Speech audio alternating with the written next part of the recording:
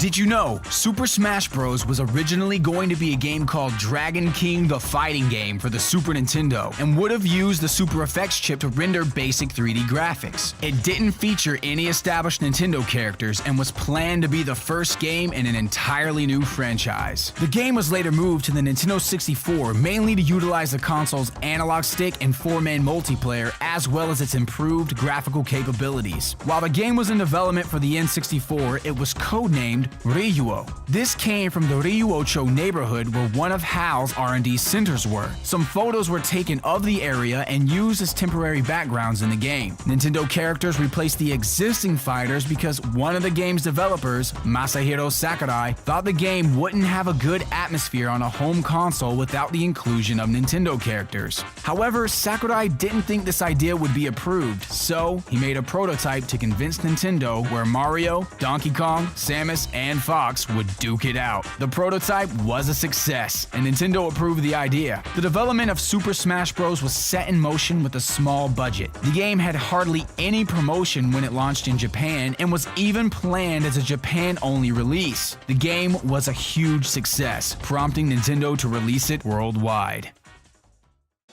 In the Super Smash Bros. Series, several characters have either been cut during development or were considered as fighters but were never added to the games. Starting with Super Smash Bros. On the N64, Bowser, King Dedede, and Mewtwo were all playable during development but were cut before the game's release. This information comes from a list on Nintendo Japan's website where Sakurai left a few comments on the game's development. The list was of a collection of video game characters the development team wanted to see enter the Smash Bros. Series.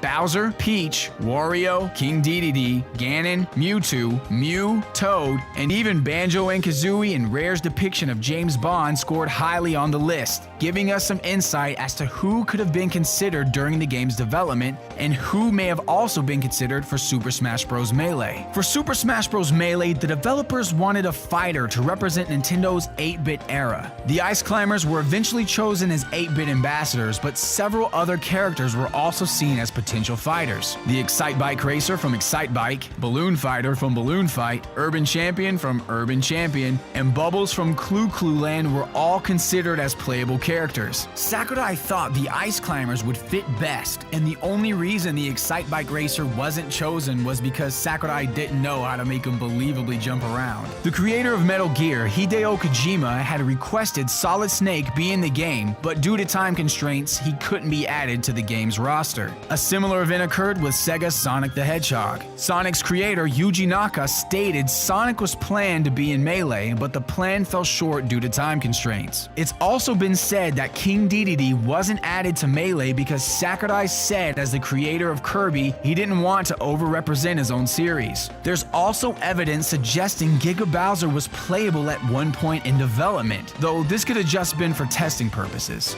There are some unused, incomplete data files on the Super Smash Bros. Brawl disc revealing several characters were cut during development. These characters include Dixie Kong, Dr. Mario, Mewtwo, Roy, Toon Zelda, and Toon Sheik. Dixie, Dr. Mario, and Mewtwo seem self-explanatory, and it's presumed that Toon Zelda and Toon Sheik would have been various forms of Tetra from The Wind Waker. Roy is thought to be Roy from Fire Emblem, but since the character listing is so vague, some have speculated this could be another character with the name Roy, such as Roy the Koopaling or Metal Gear's Roy Campbell. That said, an unused victory theme for Roy can be found in the game's data, along with a victory theme for Mewtwo. There's a listing for a character named Pra Mai, and there are two theories surrounding this name. The most common and accepted theory is that this is an abbreviation for an Ice Climber-style collaboration of Plusle and Minun, as their Japanese names are Prasule and Minun. The second theory is that this somehow links to the random character selection, as Mai can loosely translate to an abbreviation of the Japanese for every player.